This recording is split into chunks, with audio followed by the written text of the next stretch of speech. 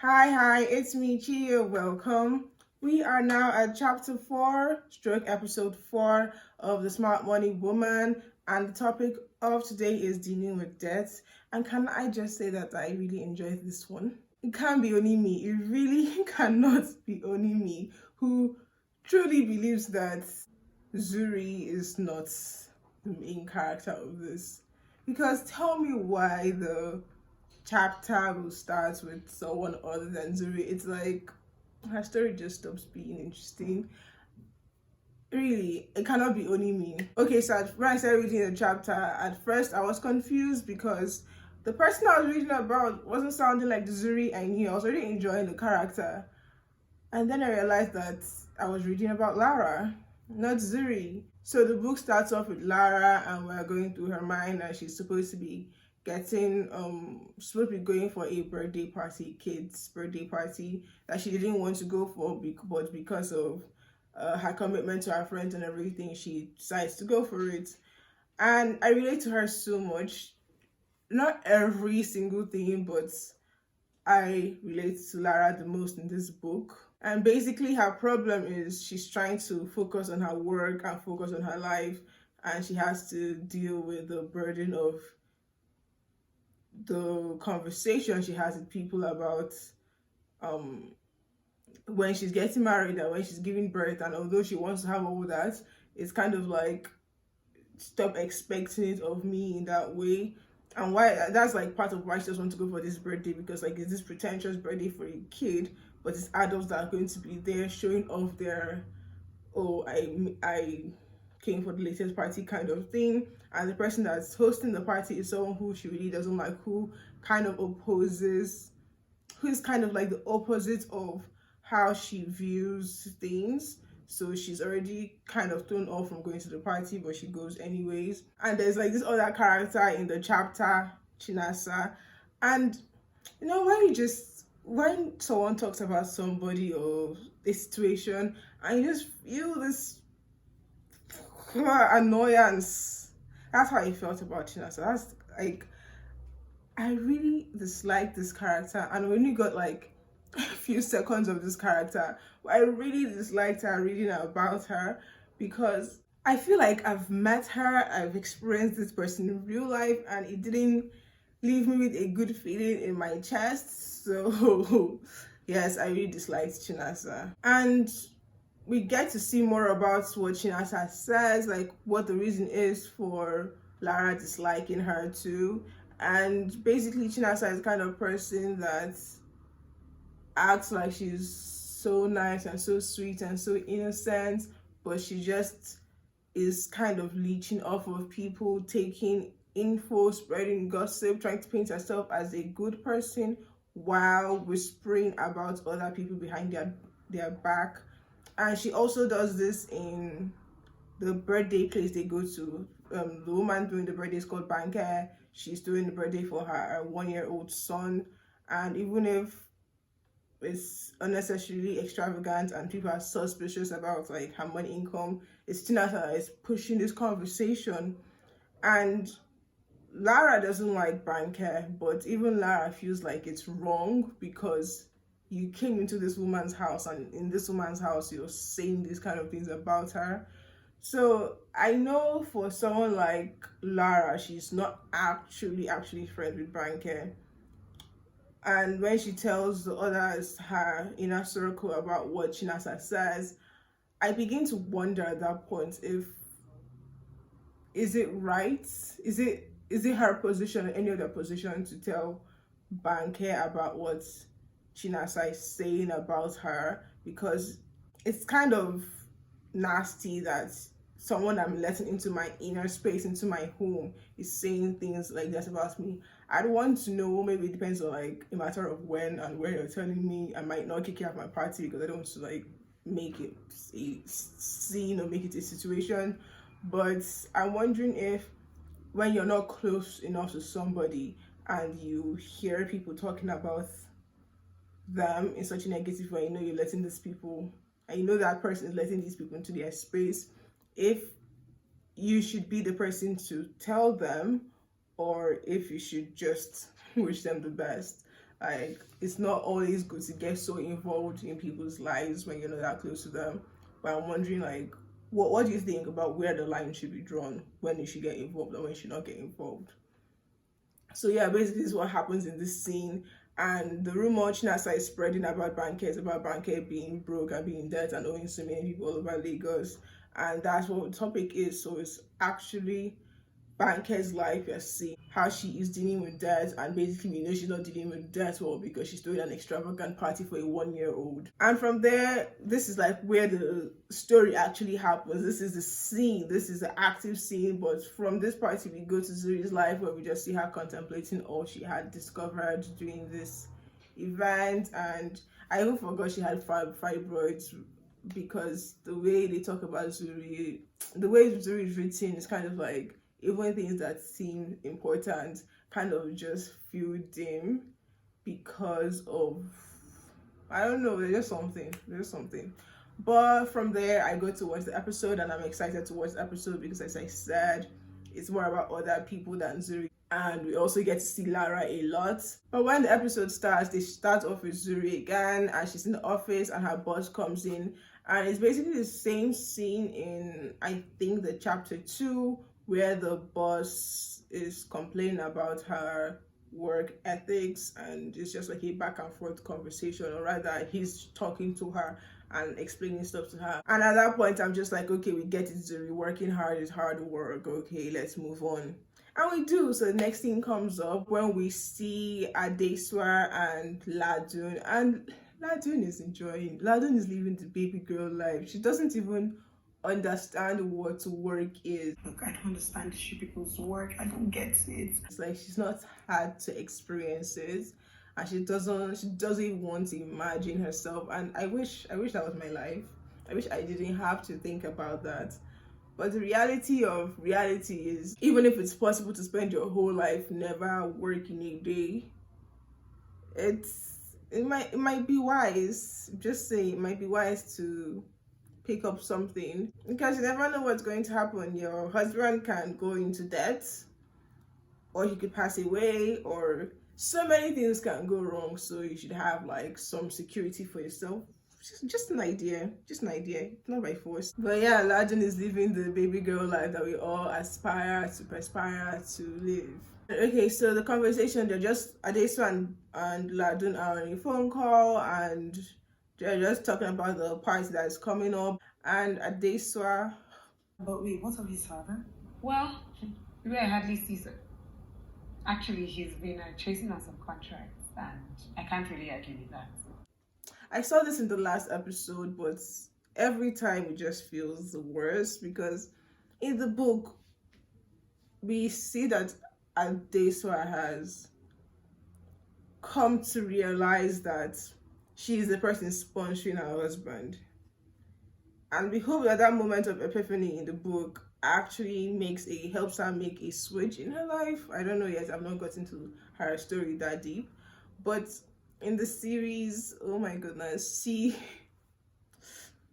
she's living in this self-delusion, in this bubble, and anything her husband is doing wrong, she convinces herself that is not the situation that is happening. Like, how can you, it's wow. Like, I feel I say I feel bad for her all the time, but I do. It's like, how can you be so stuck in that delusion just so you will not come to terms with the fact that your life isn't what it should be, and the person that you love and you're with doesn't actually love you, respect you, or anything good to you. Yeah, that's Adeswa's life, and hopefully as this goes, we see a great change for her, because she cannot be stuck like this. Please, I hope for the best for her. So after the conversation with Adeswa and Ladun, we're now in Ladun's house, and Zuri comes over, and she doesn't really say anything. Nothing really much happens with her. Then Lara comes over, and look at Lara. She's so pretty. Lara is so pretty. Oh my gosh. And yeah, I relate to her well enough for me to like the character, and just like, she has a bad mouth. And we're in the same department. And trust me when I say she was an Oludu. Even if I'm married, I helped her ministry. God. Like she can really dish it to someone. She can really go in there and say things that can be mean. But I love her even with that. And they deserve it. Anything she says about anybody, the person deserves it, okay? But yeah, Lara is the character that I'm here for now. She's the character I'm watching the series for. Adeswa's story is the most interesting, but Lara is the person I care about the most in the series at this point. So basically, we see the same kind of situation in the book where we understand that Lara doesn't like Bankhead because she believes that Bankhead is always trying to one up her or something. And when the scene changes to Bankhead's birthday, Bankhead's son's birthday is a kid's birthday. It is this overly lavish, extravagant fiasco for a 1-year-old who actually wasn't even at the party because 1-year-olds need to sleep a lot. So, what's the point? Like, but the mentality that Lara has about Banker, while it's accurate, there's also the fact that it's not just Lara. It's this mentality that Banker herself has with herself that she has to outdo, outshine, outshow, prove that she is living life, prove that she is in money, prove that she's better than everybody. So yeah. And as I'm seeing Banker arguing her husband who's opposed to this, I reminded about the previous episode where Ladun and her own husband had like their phone call about her spending. And in my mind, they started, I'm sure Banker and her husband started from there too. So sorry, Ladun. That might be your future. But yeah, I wouldn't deny that Banky and Lara actually have like a personal beef because they get into this thing that's portrayed as when girls act nice, but they're also insulting each other or like trying to one up each other thing. And in this scenario, it was obviously Banky that started it, but I wish they'd stop portraying women in that light of that. I know it happened, but not only with women, things like this happen. So I just wish they stop portraying women in that light, even if it's like we're showing reality. I don't like that. I think it cements the mentality that this is how women are to each other all the time, and it shouldn't be. And finally, we meet the infamous Shenasa. Hello, Shenasa. How are you? Auntie Lara, I'm fine, thank you. It's Lagos, we're all hustling.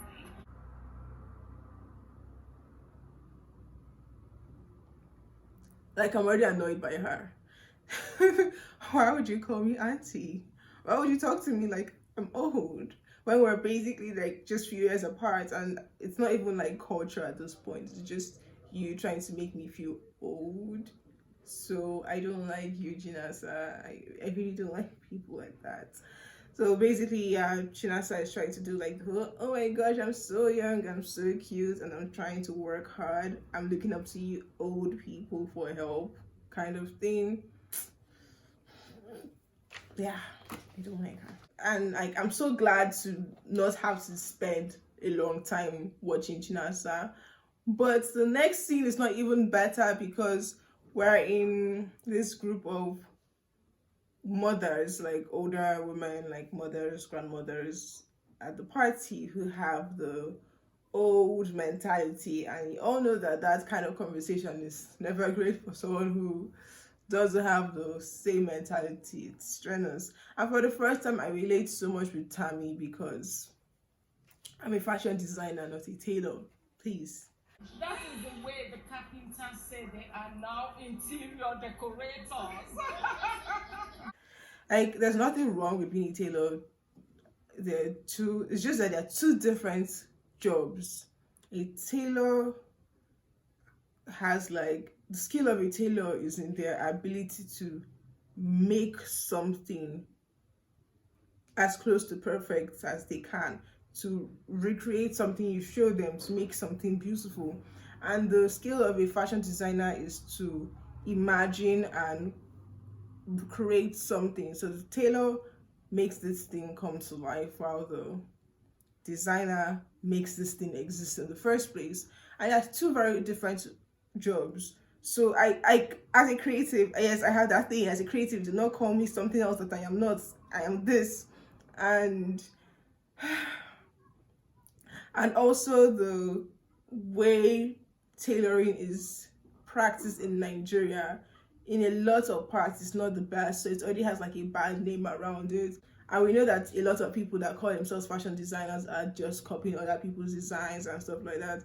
So when someone easily identifies you that is a fashion designer as a tailor, it makes it feel like the hard work you're actually putting into create something from nothing is fake or something. So yeah, I felt the cringe she felt when they made the joke about her being a tailor and not a fashion designer. Please, let's all respect each other's occupations, but let's not mix it up, okay? And these women are people I really don't want to be around, because as Tammy is talking about how great she's enjoying her work, they basically tell her that it's not all that is not important if you don't have a husband and a child. Like, without marriage, everything is useless. And they actually say it. It's not just like an implication. They actually say it. And they bring up this other woman who is able to have I think an engineering job and be married with 4 children and have a side career. And while I know that this is fine for a lot of people, like to have that consistent job and also to be able to do this other thing you love and to have a lot of children and to have a good marriage is a beautiful arrangement for a lot of people. Considering the setting, it's possible that she didn't want to have a side career, this extra job to make extra money, and she doesn't even like it either. She's just doing it to make extra money. And she had to do this because her husband or parents or in-laws pressured her to have 4 children. So now in order to maintain 4 children, she has to have 2 jobs. So when you think about it that way, she might not be living that beautiful life you think she's living. So can we stop with the comparing and talking about who is married versus who is single and who is living their best life? Like, stop forcing people to be in situations they don't want to be in. Like, the whole marriage talk stresses me out. I have no problem against marriage, but it's just when it's presented to you as if you don't do it, then you're wasting your life. It doesn't sit well with me. I'm so uncomfortable by that notion, and I avoid conversations with people that think that way, because I'll either leave angry and quiet or leave angry after shouting. But definitely there's going to be anger involved there. And Tammy does the best thing she can do for herself, and she leaves that conversation and she meets up with her girls. She meets up with Zuri and Lara, and the whole thing about Shenasa comes up again, about Shenasa spreading rumors. And I enjoyed the way Lara dissed her. Okay, bitch, we get it, you're too. As I said, Lara has a sharp, mean mouth and she uses it well. So I enjoyed how Lara dissed her. So yeah, we're back to the conversation about Shenasa spreading rumors about Banke being in debt. But it turns out to be true, because after that scene ends, we see a private conversation with Banke and her husband. And there's just so much to unpack in this conversation, because it's not just about Banke liking to spend money. The first thing is she was pressured by her in-laws to have a son. Like, she had 2 beautiful daughters before, so what is this obsession with having a son? Oh, he's the heir to what? To your empire? To what exactly is the son heir to? But yes, there's this unnecessary pressure. So she was pressured into having a son. Like, she can't force that to happen. Like, the man doesn't have anything to do with it. And she finally gets the son, and now she says that's her right to celebrate it how she wants.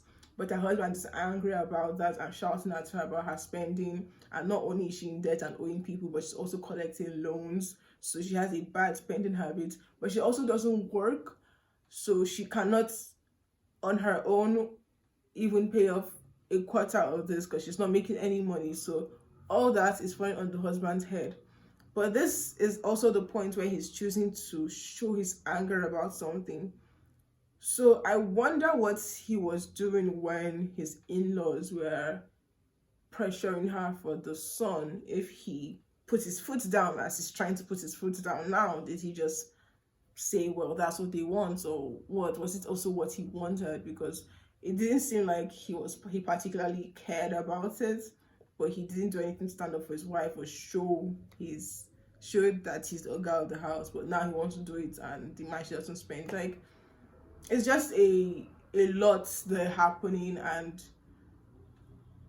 that's why they're in the position they are in. And as I see it, I just keep thinking about Ladun, because her husband is calm. There's been complaints about money spending, but there's not been any shouting. But at some point, it's going to come up, because work cannot always be perfect, especially when there's so much risk involved with any business you're doing. So the chance of losing money is always there. So I'm wondering what's her name, Landon, is going to do if that situation presents itself. And hopefully her friends can talk some sense into her before she gets to that position. But yeah, this is what the story is about debt, managing debt. Obviously, we can say that Banke has no idea how to manage debt, and this episode is definitely not about Zuri, but she's kind of like everywhere, and she's also reflecting on this situation, and I guess she's also reflecting about how she manages her own debt and the things she's doing at this point to change her situation. And that's what happens this episode. It was actually quite an interesting episode. We get to see more about the other characters, we get to actually follow them and see the movements of the story, and yeah, I enjoyed it. So hopefully this part I'm on continues on an upward train, and the episode 5 is even more interesting. So basically, this is what episode 4 is about. If you have any opinions on any of the characters or topics raised up in this episode, don't forget to leave a comment below so that we can continue this discussion. But for now, that's it for my video today. If you've liked this video, don't forget to leave a thumbs up and subscribe and turn on the notification bell so you never miss a thing. Thank you for watching. See you next time. Bye.